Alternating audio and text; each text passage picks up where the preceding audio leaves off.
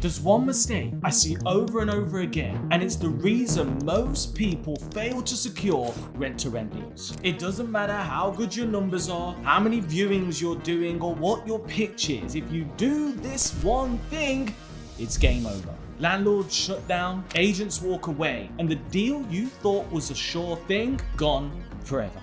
In this video, I'm breaking down the number one mistake silently killing your deals, and more importantly, how to avoid it. Our mentees learn this day one, and it's the main reason they secure their first deal in just 4 to 6 weeks, and our community has generated over £100 million of rent-to-rent cash flow. So whatever you do, don't let this one simple misstep cost you cash flow.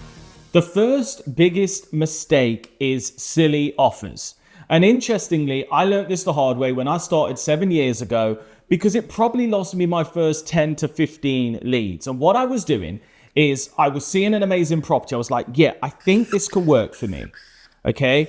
It had the right layout, because at the beginning, by the way, I started with rent to HMO, and then I discovered rent to rent 2.0 and realized I could be more flexible. But I realized this property would work. Okay. I really liked it. But the problem I would have is the rent would be £1,500. And I would crunch my figures and I would be like, do you know what, Mr. Landlord, Mrs. Landlord, the most I can pay you is £1,200. And can you guess what happened? Every single time, okay, all I would do is upset the landlord, get a massive no, sometimes get things thrown at me. Oh, you're joking. Just joking. But generally speaking, if you lowball, all right, you're going to end up annoying the landlord, annoying the agents, and burning bridges. In fact, you can actually get blacklisted from that stuff. Then a penny dropped. I was like, hang on a minute. I'm going about this the wrong way, because I'm just focusing on me rather than trying to create a win. All right. So what I realized I needed to do is I needed to be like, okay, Mr. Landlord, what would be the best we could do rent-wise if I guaranteed your rent for 5 years? And sometimes they'd say, okay, I'll tell you what, we'll do 1,400. That's the best that we can do.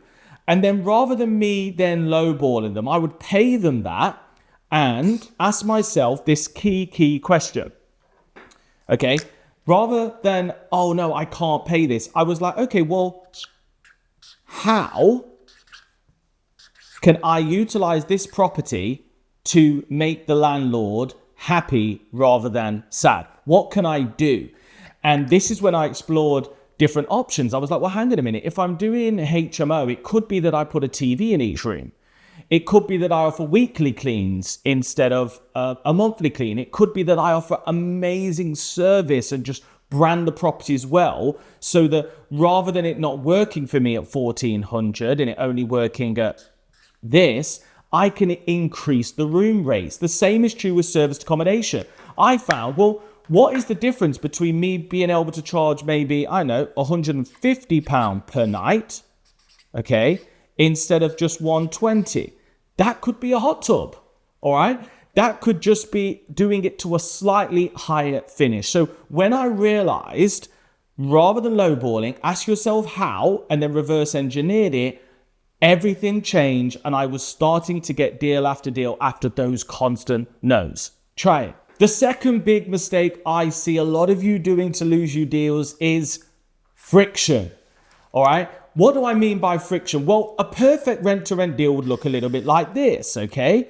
This on the left-hand side would be you. Okay. This is you. In fact, I tell you what, we'll call it start.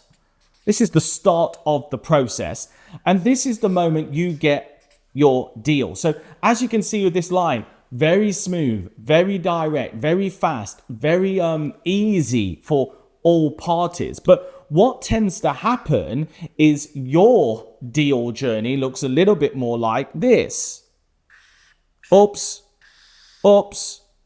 back on track, oops, back on track, oops. And then unfortunately what happens, you lose the deal.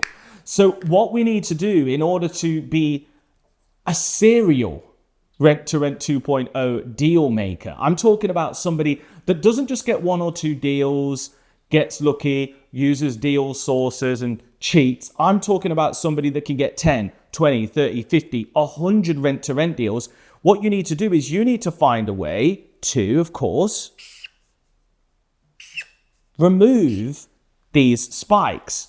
So an example of what these spikes could be, okay, you overshare on the viewing. And then now you confuse them because they're thinking, I'm not sure if I want a high turnover of tenants, and you're talking about Airbnb. I'm not sure if I like that. A common one towards the end is, because you're using ChatGPT to build your rent-to-rent contracts, or because you're not fully comprehending the contracts, you make a mess of it at the end, and one of two things happen. Either number one, you negotiate less favorable terms. Number two, you lose the deal altogether. So what we need to do is we need to try and get a smooth, straight line to the deal and remove the friction. Do that, you're going to get deal after deal. The third big mistake is delays. Okay, so if you do not know, the key to any deal, any transaction, anything sales is you want to achieve a few things. And the three key things we want to do is we want it to feel easy for the prospect. And by the way, I've shouted Alex Hormozi for this. I can't claim it. The second thing we want is we want it to be fast. We want it to be really quick. The third thing is we want it to feel low risk.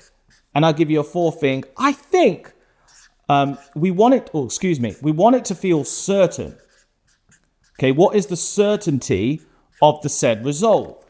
So in rent to rent, we want it to be easy for the landlords in both the deal stage, but also the reality of them getting the guaranteed rent for 3 years. They want it's got to feel really easy. In terms of speed, we want to be able to do the agreement.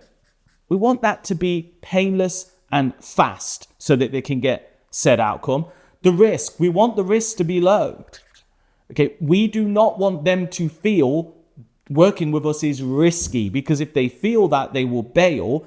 And they want 100% certainty that you are going to fulfill your part of the bargain, which is guaranteed rent, the long-term agreement, looking after their property.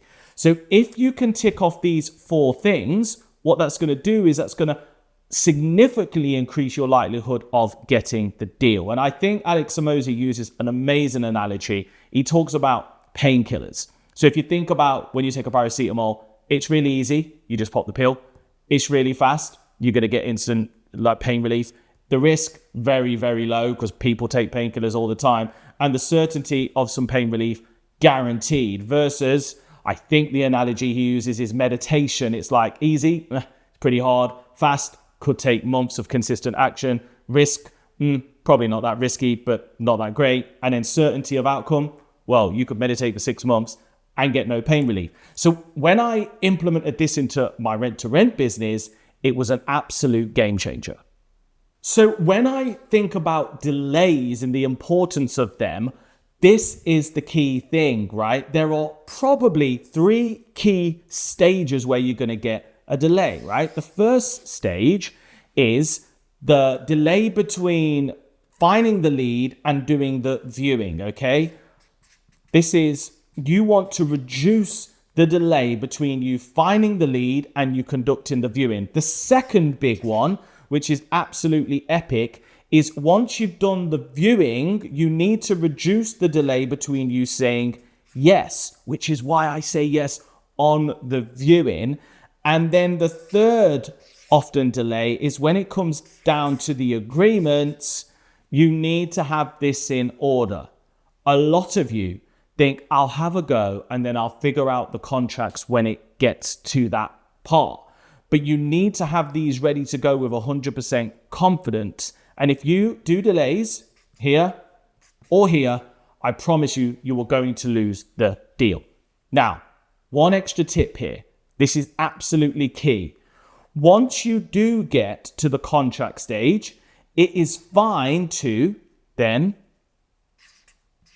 slow down once you've sent this. This is your due diligence stage. This is make sure it works. This is time to analyze the deals before you commit.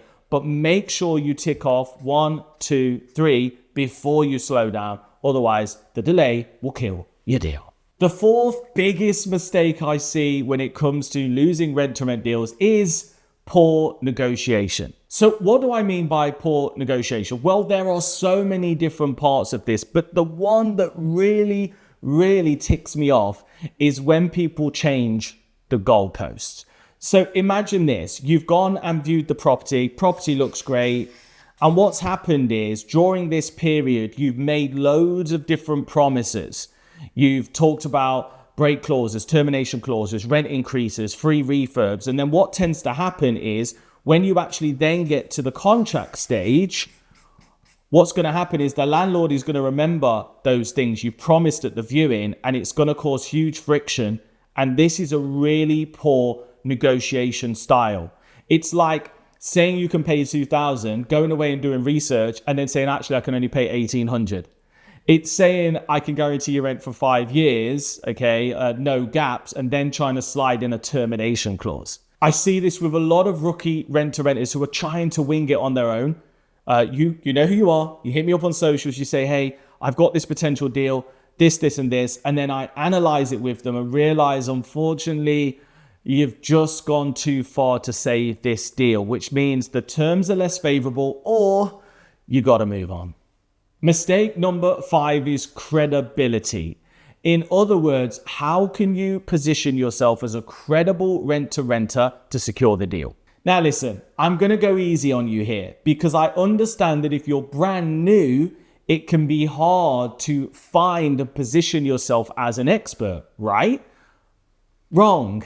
What we need to do is we need to lean on the credibility that you have personally, okay? So just because you are a brand new business doesn't mean that you can't position yourself as a credible person. So what I always tell people to do is make sure that you lean on your personal experience. You know, if you're a nurse, very credible in what you do, very qualified. You know, if you are a plumber, you know, gas engineer, very credible in terms of you being a trustworthy person, because I wouldn't want somebody untrustworthy touching my gas 100%. So first thing you need to do is just take it out of your head that you're a new business and really lean on your personal credibility. But then aside from that, please, whatever you do, you need to make sure you've got the basics for the company, right? So the absolute minimum credibility you need is, I recommend in most situations, a limited company on Companies House. Okay, I recommend a member of a redress scheme or a property redress scheme, which is a legal requirement for anybody managing property that you do not own. I recommend you all registering with the ICO. You absolutely have to do this. And, you know, it can be really good just to show your business insurance when necessary, because that is going to be a common objection. So lean on the personal credibility. Company credibility is going to be key. And just remember, at the beginning, your company will have no credit because it's brand new. So you may need to lean on your personal credibility, even for a guarantor, in order to get the deal over the line. More on that later. The 6th biggest mistake that I see every single day is uncertainty. All right, certainty sells. But most importantly, I love this saying, and I see it every single day with rookie rent-to-renters, and that is this, okay? Confused, okay, prospects, or in our case, landlords, do not buy. Absolutely love this. Confused prospects do not buy. So if you do not really create certainty and clear guidance on exactly what it is you do, what it is they get, what it is, you know, what the offer actually is, you will not close the deal. I promise you, every single time. In fact, I've got a really amazing example, especially when agents are involved, where a landlord just didn't understand that I was going to be guaranteeing their rent. They just didn't really get it. And as soon as I actually spoke to them directly, everything changed. They loved the offer. It just wasn't communicated clearly. So please make sure you keep things as simple as possible. Okay, make sure. I'm actually going to give you some tips. Number one, make sure you keep it simple. Okay, you are going to need to practice the pitch. Practice it on your mom, your sister, in front of the mirror. Practice it. And when you're practicing it, you want to make it as simple as possible, like you're explaining what you do to a 5-year-old. And then the third thing is just beware of agents. Okay, beware of agents. If you're working with an agent, a lot of the time, your messaging it's like Chinese whispers. Your messaging will get lost in translation. So I really recommend taking agents out for coffees, building rapport with them, and making sure they know your offer inside out so that they can then propose it to their clients and get you more deals. Let's jump into number 7. Number 7 is referencing. So in lettings, what tends to happen is when your offer is accepted, it is subject to you passing referencing. The problem is when you are a new business, okay, when you're a new company, you are not going to pass that referencing. Oh, my pen's a bit, that's better. When you're a new company, you're not going to pass the referencing, I'm afraid. So what tends to happen is a lot of people, they accept defeat. They think, you know what, we're not going to win. But a lot of you need to optimize what we call a personal guarantor. Now, disclaimer, this is not financial advice. I'm not telling you to personally start signing up for loads of things, but I'm telling you that when it comes down to getting deals over the line at the beginning, the good news is when you are direct to the landlord, 95% of landlords will not require referencing. So you can just go and sign the deal. These guys, they just are going to want to know, like, and build trust for you. That's going to be enough with landlords. In fact, I've never ever had to go through referencing, credit checks, anything like that with a landlord. Now, with an agent, or the 5% of landlords are a little bit more, how would I describe it? Hippies. They're a little bit more attention to detail. They're a little bit more particular. They're a little bit more, maybe they've had a bad experience before. Maybe they're solicitors or they've got people around them. They might want you to provide a guarantor. So a PG means if the limited company, for whatever reason, doesn't pay the rent, this person will do, okay? Which will often be you. Now, here's the challenging part. Not anybody can be a personal guarantor. You're probably going to need, number one, to own a property, could be your personal residence. Number two, you're going to need to have, I'm just going to say A for affordability. You are going to need to be able to prove that you earn 30 to 36 times the rent. So if the rent is, let's just pretend this rent is, where is it? Let's say the rent's 1,000. You would ideally need to earn 30 to 36,000 pounds. In London, that can be really, really challenging, okay? But if you own a property, there is a very good chance they will accept you. Now, if you do not meet the affordability, sometimes what will be accepted is what's called proof of funds. So if you can, you can't show £36,000, but maybe you've got, I don't know, let's say 6K in the bank, that means that you can pay 6 months of the rent. That may be enough. But a lot of the time, you are going to need to do this personal guarantor. And most deals are lost when you lie about this. So you need to be really honest and say, hey, listen, just so you know, I don't want you oversharing. So for clarity, with these landlords here, you just wouldn't mention it. But if somebody starts asking about guarantors, referencing, security checks, here's what you need to say. Hey, listen, in full transparency, we're a relatively new limited company, so we may not pass your checks. However, we'd be more than happy to provide a guarantor. Bingo. One more disclaimer. Not financial advice. I'm not saying you should be guaranteeing any of this rent. However, what I will say is this. If you use my Rent to Rent 2.0 contract, we have it so you only, even though it's a 5-year agreement, you can give the property back with 2 months notice. So in reality, this is only getting you on the line for a 2 months rent, because if you're 3 years in and it's not working, you would give 2 months notice anyway, and then this would be cancelled off. Nice and easy. And finally, the 8th biggest mistake I see rookie renters make, which are killing your deals, is confidence. All right? You've got to build confidence in yourself, confidence in the offer, confidence in the business, confidence in your ability to manage the property, because if you do not do that, the landlord will see through it. And I promise you one thing, when it comes to confidence, you've got to practice and you've got to genuinely believe it, because if you do not believe it, all right, people will see through it. So my advice on confidence is this. Okay, first thing, you want to build the knowledge, because the more knowledge you've got, the more confident you will be. The second thing is you've got to be kind to yourself, all right? Be kind. And what I mean by that is, it's going to take a little bit of time to master this stuff, but once you do, you will be rocking and rolling. And number 3, okay, just understand, right? Understand this. A lot of these landlords, these assets, they are the biggest asset that they own. So they're going to be precious about it. So whilst you can't sort of automatically be confident, remember, just keep it simple and focus on building trust, because a lot of landlords will choose you because they like you, because they connect with you, and because they can see themselves trusting you. That's where the real confidence lies. Trust is confidence. Confidence is trust. Good luck.